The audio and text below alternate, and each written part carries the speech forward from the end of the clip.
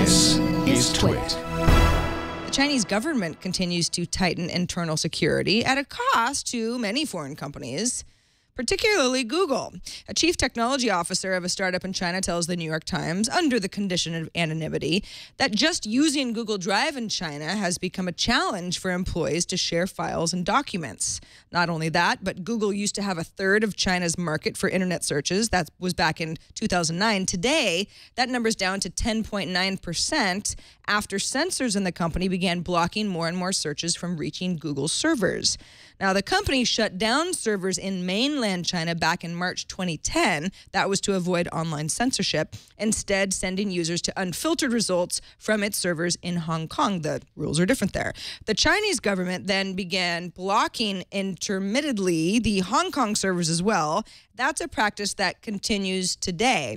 Google's App Store, Google Play, is only partially accessible in China. The list goes on. Now, all of this creates an impression with many Chinese users that Google doesn't have very strong services. The censors permit just a fraction of traffic to reach those servers in Hong Kong. Then many Chinese users reload their Google pages repeatedly in the hope of getting through.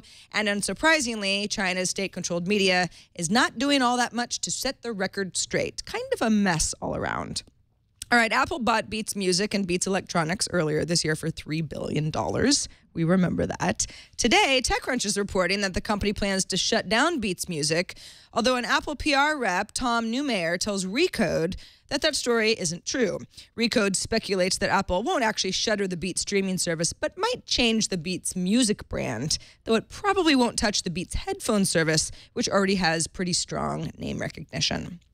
It should probably be called something besides Beats, knowing Apple. Speaking of Apple, the company announced it sold more than 10 million iPhone 6 and iPhone 6 Plus devices in its opening weekend, which is a new record for the company.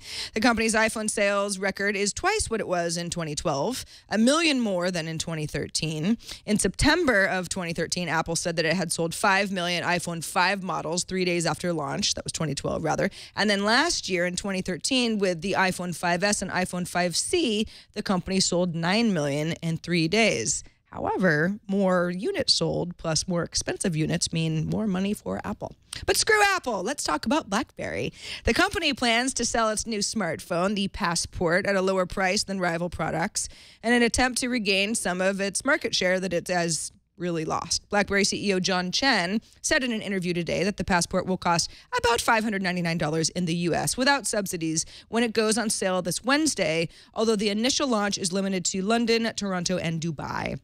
The handset has a 4.5-inch square screen and a physical keyboard that BlackBerry diehards will like, and will be the first global launch of a device since the company's BlackBerry 10 phones launched last year to very little fanfare.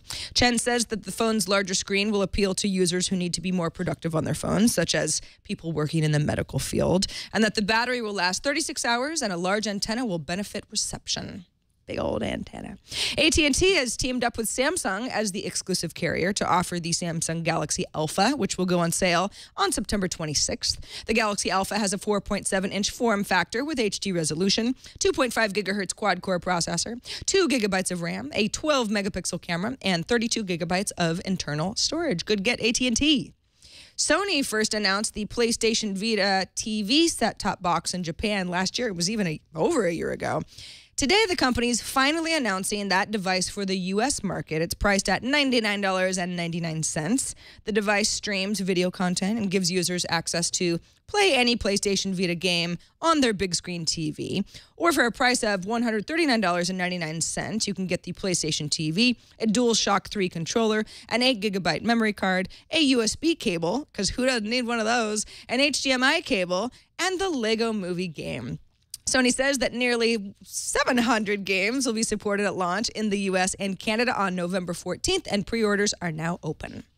Oculus showed off its new prototype called Crescent Bay over the weekend at the Oculus Connect conference. The Crescent Bay has a faster frame rate, 360-degree head tracking, and an integrated headphones. It's lighter than the previous prototype as well. It's getting better all the time. Oculus also announced the new Oculus platform, which is coming to the Samsung VR virtual reality, which brings VR to mobile apps, web browsers, and a VR content discovery channel. Great for developers. The Crescent Bay is not an official developer kit, but it's a feature prototype designed to show off the future of what the company's doing, which is similar to the pre-DK2 Crystal Cove prototype. The Crescent Bay probably won't ship to developers, but can prepare them for what Oculus puts into the DK3 category, or that next developer kit, which VR makers will be able to buy.